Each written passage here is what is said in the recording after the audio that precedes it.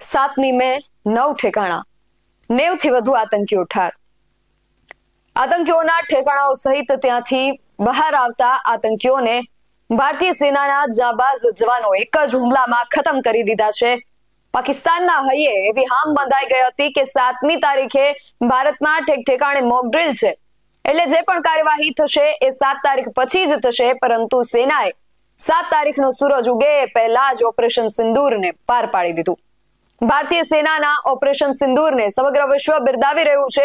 ત્યારે આ હુમલાની તૈયારી અને સ્ટ્રેટેજી કેવી રીતે તૈયાર કરાઈ, આખા ઓપરેશનને સેનાએ કેવી રીતે ઘડ્યું, કેવી રીતે અમલમાં મૂક્યું અને કેવી રીતે પાર પાડ્યું, આખા આયોજનની વિગતો મેળવ્યા અહેવાલમાં.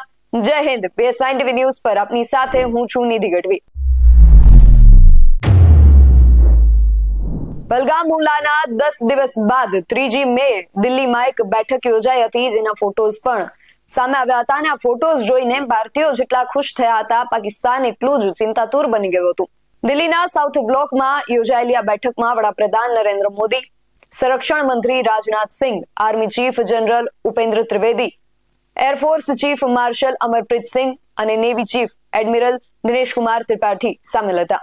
આ બેઠકમાં નિર્ણય લેવાયો કે પાકિસ્તાન અને પાકિસ્તાન ઓક્યુપાઈડ જમ્મુ કાશ્મીરમાં આતંકી ઠેકાણાઓ પર ફરી એકવાર એર સ્ટ્રાઇક કરવામાં આવશે. આજ દિવસે પ્લાનિંગમાં સામેલ અધિકારીઓ સાઉથ બ્લોકમાં સ્થળાંતરિત થયા અને આ બેઠકના 2 દિવસ બાદ 5મી મેના રોજ હુમલાનો પ્લાન વડાપ્રધાન નરેન્દ્ર મોદીને બતાવવામાં આવ્યો. આ સાથે પહલગામ હુમલાના બદલા માટે ઓપરેશન સિંદૂરને મંજૂરી મળી ગઈ. આખરે ભારતીય વાયુસેનાએ 6-7 મેની મધરાતે 1:05 પાકિસ્તાન અને પાકિસ્તાન ઓક્યુપાઈડ જમ્મુ કાશ્મીરમાં સ્ટ્રાઇક કરી. માત્ર 25 જ મિનિટમાં ચાલેલા આ ઓપરેશનમાં 7 શહેરોમાં 9 આતંકી ઠેકાણાઓ નષ્ટ કરી દેવામાં આવ્યા. આ ઓપરેશનને સમજવા માટે સૌપ્રથમ તો જે આખો ઘટનાક્રમ છે તેને સમજીએ. 24 એપ્રિલે વડાપ્રધાન નરેન્દ્ર મોદી બિહારમાં હતા, ત્યાં તેમણે કહ્યું કે હું સ્પષ્ટ શબ્દોમાં કહેવા માંગુ છું કે આતંકવાદીઓને અને આ હુમલાનું ષડયંત્ર રચનારાઓને તેમની કલ્પના કરતા પણ મોટી સજા મળશે. હવે આતંકવાદીઓની બચેલી જમીનને પણ માટીમાં મેળવી દેવાનો સમય આવી ગયો છે. આ એક સંકેત હતો કે કંઈક મોટું થવાનું છે.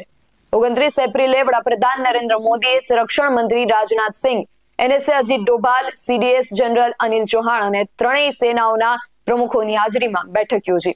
સૂત્રોના જણાવ્યા અનુસાર આવી જ એક અન્ય બેઠક 3જી મેના રોજ પણ ફરીથી યોજાઈ હતી અને આમાં નિર્ણય લેવાયો કે પાકિસ્તાનમાં ચાલી રહેલા આતંકી કેમ્પોને ખતમ કરવા માટે નક્કર પગલાં લેવા જરૂરી છે. ત્યારબાદ ત્રણેય સેનાઓના પસંદગીના અધિકારીઓની ટીમ બનાવવામાં આવી. આ ટીમને સાઉથ બ્લોકમાં જ ક્વોરન્ટાઇન કરવામાં આવી. કોઈને બહાર જવાની કે કોઈને સંપર્ક કરવાની મંજૂરી પણ ન હતી અને તેમને વ્યક્તિગત ફોનનો ઉપયોગ કરવાની કે પરિવાર સાથે વાતચીત કરવાની પણ પરવાનગી આપવામાં નથી આવી. માત્ર 2 જ દિવસની અંદર ઓપરેશનનું આયોજન બનાવી નાખવામાં આવ્યું અને 5મી મેના રોજ NSA અજીત ડોભાલે ઓપરેશનનો જે પ્લાન હતો તે વડાપ્રધાનને મંજૂરી માટે સોંપી દીધો. જે બાદ ઓપરેશન સિંદૂર માટે 6-7 મેની રાત પસંદ કરવામાં આવી. સેનાએ મોડી રાત્રે 1:44 વાગે સોશિયલ મીડિયા પર સત્તાવાર નિવેદન જારી કરીને કહ્યું ન્યાય મળી ગયો. સાથે ઓપરેશન સિંદૂરનો ફોટો પણ શેર કર્યો. ઓપરેશન સિંદૂર પૂર્ણ થવાની થોડીક ક્ષણો પહેલા ભારતીય સેનાએ સોશિયલ મીડિયા પ્લેટફોર્મ X પર એક વિડીયો પોસ્ટ કર્યો હતો અને આ વિડીયોમાં ટેન્કથી ફાયરિંગ, લડાકુ વિમાનોમાંથી મિસાઇલ લોન્ચ અને હુમલાની તાલીમ લેતા સૈનિકો હતા. તેની સાથે સંસ્કૃતમાં એવું લખ્યું હતું કે પ્રહારાય સંહિતા જયાય પ્રક્ષિતા, એટલે કે હુમલો કરવા માટે તૈયાર, જીતવા માટે પ્રશિક્ષિત. આ ઓપરેશન બાદ 7મી મેના રોજ સેનાએ પ્રેસ બ્રીફિંગમાં ઓપરેશનની માહિતી પણ આપી હતી. આર્મી તરફથી કર્નલ સોફિયા કુરેશી અને એરફોર્સ તરફથી વિંગ કમાન્ડર વ્યોમિકા સિંઘે જણાવ્યું કે ઓપરેશન રાત્રે 1:05 વાગ્યાથી 1:30 વચ્ચે થયું. પાકિસ્તાન અને POKમાં 9 ટાર્ગેટની ઓળખ કરવામાં આવી હતી અને તેમને નષ્ટ કરવામાં આવ્યા. આતંકવાદીઓના લોન્ચ પેડ અને તાલીમ કેન્દ્રોને નિશાન બનાવવામાં આવ્યા હતા. ભારતીય વાયુસેનાએ 100 કિલોમીટર દૂર સુધી 24 મિસાઇલોથી કુલ 9 ઠેકાણાઓ નષ્ટ કરી દીધા અને આમાં કેટલીક મસ્જિદો પણ હતી જે આતંકવાદીઓના બેઝ કેમ્પ તરીકે ઉપયોગમાં લેવાતી હતી. આ હુમલામાં આર્મી અને નેવીનો પણ સહયોગ લેવામાં આવ્યો હતો. આ ઓપરેશનમાં મિસાઇલ અને ડ્રોનનો પણ ઉપયોગ કરવામાં આવ્યો હતો. ભારતીય સેનાએ આ જે 9 ઠેકાણાઓ પર હુમલો કરવાનું જ કેમ નક્કી કર્યું તેની પણ સંપૂર્ણ વિગતો આપી છે. આ 9 ઠેકાણાઓને સૌપ્રથમ આપણે એક એક કરીને સમજીએ. આજે 9 ઠેકાણા હતા, એ 9 માંથી 5 ઠેકાણાઓ પાકિસ્તાન અધિકૃત જમ્મુ કાશ્મીરની અંદર હતા, જ્યારે 4 ઠેકાણા પાકિસ્તાનની સરહદની અંદર હતા. એટલે કહી શકાય કે આપણી જે સેના છે તેણે ઘરમાં ઘૂસીને તેમને માર્યા. સૌપ્રથમ પાકિસ્તાન ઓક્યુપાઈડ જમ્મુ કાશ્મીરની અંદર જે ઠેકાણાઓ ધ્વસ્ત કરવામાં આવ્યા તેની વાત કરું તો તેમાં સૌપ્રથમ આવે છે સવાઈ નાલા કેમ્પ, મુઝફ્ફરાબાદ. આ જે કેમ્પ હતો એ લશ્કરે તૈયબાનો કેમ્પ હતો. પીઓકેની 30 આ જે કેમ્પ હતો એ પીઓકેની જે સરહદ છે ત્યાંથી 30 કિલોમીટર અંદર આવેલો હતો. સોનમર્ગ, ગુલમર્ગ અને તાજેતરના જે પહલગામમાં જે હુમલો થયો હતો એ આ સેન્ટર પરથી કરવામાં આવ્યો હતો. આ સેન્ટર પર તેનું આયોજન કરવામાં આવ્યું હતું. અને આ જે કેમ્પ હતો એ લશ્કરે તૈયબાનું ટ્રેનિંગ સેન્ટર હતું. 20 ઓક્ટોબર 2024 ના ગાંદરબલ, 24 ઓક્ટોબર 2024 ના ગુલમર્ગ અને 22 એપ્રિલ 2025 પહલગામમાં જે હુમલો થયો એનો પ્લાન આ જ સ્થળેથી ઘડવામાં આવ્યો હતો, જેને ભારતની સેનાએ નેસ્તનાબૂદ કરી દીધું છે. એ પછી બીજું જે સ્થળ છે જ્યાં હુમલો કરવામાં આવ્યો છે એ છે બિલાલ, મુઝફ્ફરાબાદ. આ જે કેમ્પ હતો એ જૈશે મોહમ્મદનું લોન્ચ પેડ હતું અને આ જગ્યાએ હથિયાર, વિસ્ફોટ અને જંગલ સર્વાઇકલ ટ્રેનિંગનું જે આ જે સ્થળ હતું એ સેન્ટર હતું. અને આ જગ્યાએ આ પ્રકારની ટ્રેનિંગ જે છે આતંકીઓને આપવામાં આવતી હતી. એ સિવાય ત્રીજું જે સ્થળ છે એ છે ગુલપુર કોટલી. આ જે સ્થળ છે એ નિયંત્રણ રેખાથી લગભગ 30 કિલોમીટર દૂર હતું અને આ સ્થળ લશ્કરે તૈયબાનું બેઝ કેમ્પ હતું. પૂંછ અને રાજૌરી 2023 પૂંછ હુમલા અને 2024 યાત્રાળુઓ પર જે બસ હુમલો થયો હતો એ સાથે આ સ્થળનો સંબંધ છે. એ સિવાય બરનાલા કેમ્પની વાત કરીએ તો બરનાલા કેમ્પ જે છે એ ભીંબરમાં આવેલું છે અને આ જે કેમ્પ છે એ લશ્કરે તૈયબા સાથે સંબંધિત છે. એલઓસી જે છે ત્યાંથી 9 કિલોમીટર દૂર આ જગ્યા આવેલી છે અને આ જગ્યા હથિયાર, આ જે હુમલાઓ છે એનું હેન્ડલિંગ કરવા માટે આઈડી અને જંગલ સર્વાઇકલ ટ્રેનિંગ જે છે તેનું કેન્દ્ર હતું. એ સિવાય જે અન્ય કેમ્પ પર હુમલો કરવામાં આવ્યો છે એ છે અબ્બાસ કેમ્પ કોટલી. આ જે કેમ્પ હતો એ પણ જૈશે મોહમ્મદનો કેમ્પ હતો અને નિયંત્રણ રેખાથી લગભગ 13 કિલોમીટરની દૂરીએ આ કેમ્પ આવેલો છે.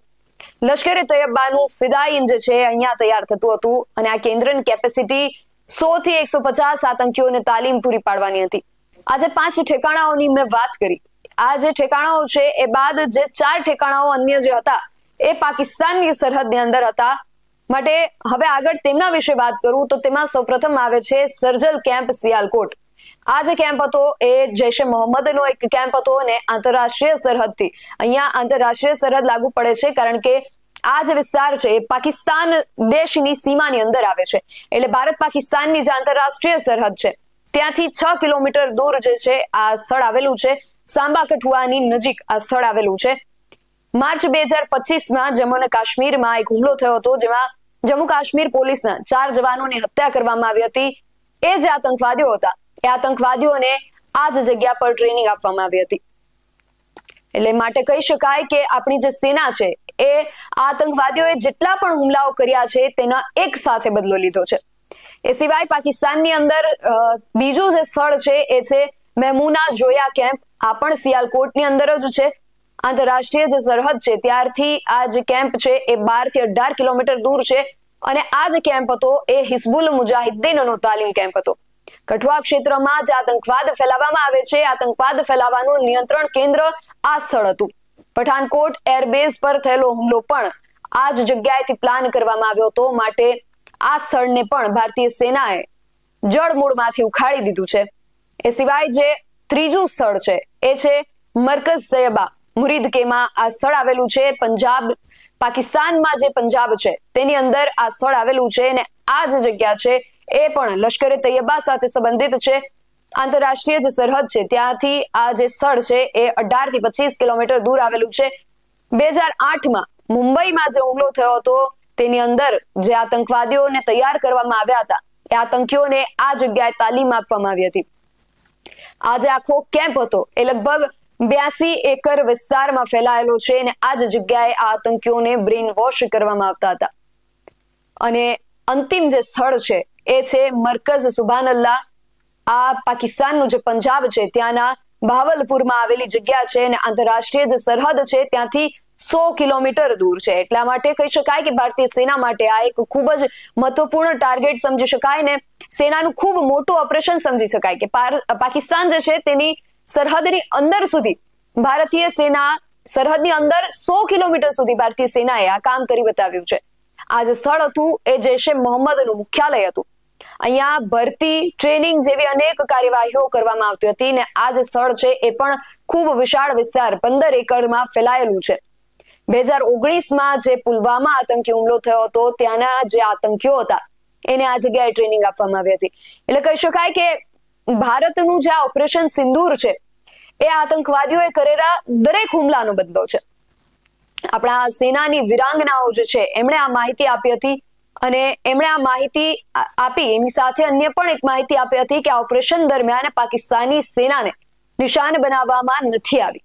ઓપરેશનનો હેતુ માત્ર સૈન્ય કાર્યવાહીનો ન હતો, આ વિશ્વને સંદેશ આપવા માટે હતું કે ભારત હવે આતંકવાદ પર ફક્ત નિવેદનબાજી નહીં કરે, સચોટ અને અસરકારક સૈન્ય કાર્યવાહીથી જવાબ આપશે. વડાપ્રધાન નરેન્દ્ર મોદી આખી રાત આ ઓપરેશનની દેખરેખ કરતા રહ્યા હતા. NSA અજીત ડોભાલે ત્રણેય સેનાઓ વચ્ચે સંકલન સાધ્યું અને તેમને આતંકી શિબિરો જે હતા તેની ઓળખની જવાબદારી સોંપવામાં આવી હતી. વિશ્વસનીય સૂત્રો પાસેથી મળતી માહિતી અનુસાર હુમલા માટે ભારતની ગુપ્તચર એજન્સી રો અને નેશનલ ટેકનિકલ રિસર્ચ ઓર્ગેનાઇઝેશને 21 આતંકી ઠેકાણાઓના ઇનપુટ્સ આપ્યા હતા અને આમાંથી 9 સૌથી મહત્વના ટાર્ગેટ પસંદ કરવામાં આવ્યા હતા. NSA અજીત ડોભાલે ત્રણેય સેનાઓના પસંદગીના અધિકારીઓની ટીમ બનાવી તેમને બ્રીફ કરવામાં આવ્યું કે ઓપરેશનનો હેતુ આતંકી સંગઠન જૈશે મોહમ્મદ અને લશ્કરે તૈયબાની ટોચની નેતાગીરીને નિશાને બનાવવાનો છે. ભારતની જે આ વ્યૂહ નીતિ છે તે ઇઝરાયલની જે સર્જિકલ સ્ટ્રાઇક અને પ્રિસિશન સ્ટ્રાઇક શૈલી જે છે તેનાથી પ્રેરિત માનવામાં આવી રહી છે. ઇઝરાયલ ઘણીવાર મોટા પાયે યુદ્ધ શરૂ કર્યા વિના પેલેસ્ટાઇન, લેબનોન અથવા સિરિયામાં આતંકવાદી જે લક્ષ્યો છે તેના પર સચોટ હુમલા કરતું હોય છે. ભારતે 2016ની જે સર્જિકલ સ્ટ્રાઇક હતી અને 2019ની બાલાકોટ એર સ્ટ્રાઇક હતી એમાં પણ આવી જ કોઈક વ્યૂહ નીતિ અપનાવી હતી. ઇઝરાયલની સૈન્ય વ્યૂહ નીતિ અને ભારતના કથિત હુમલામાં અનેક સમાનતાઓ જોવા મળી છે, જેમાં સૌપ્રથમ આવે છે પ્રિસિશન ટાર્ગેટિંગ. ઇઝરાયલ પોતાના ગુપ્ત તંત્ર, મોસાદ અને ડ્રોન ઉપગ્રહ આધારિત દેખરેખનો ઉપયોગ કરી દુશ્મનના ઠેકાણાઓને લોક કરી દે છે. ભારતે પણ આ હુમલામાં સેટેલાઇટ ઇમેજનરી, ડ્રોન અને રિયલ ટાઈમ ઇન્ટેલિજન્સનો ઉપયોગ કર્યો હોઈ શકે છે. ભારતનું સ્વદેશી નેટ્રા, ઇસરોના રિસાટ 2BR-1 સેટેલાઇટ આ પ્રકારના ઓપરેશનમાં મહત્વની ભૂમિકા ભજવે છે. એ સિવાય અન્ય જે સમાનતા છે સુપરસોનિક મિસાઇલ છે. ઇઝરાયલની ડીલીલા ક્રૂઝ મિસાઇલ જે છે એ 250 કિલોમીટરની રેન્જ ધરાવે છે. એ સિવાય સ્કાલ્પ, હેમર અને સ્પાઇક મિસાઇલની જેમ આપણી બ્રહ્મોસ પણ ઓછા સમયમાં ભારે તબાહી મચાવવા માટે સક્ષમ છે. એ સિવાય જે બીજી સામાન્યતા છે એ છે સીમિત પરંતુ પ્રભાવી હુમલો.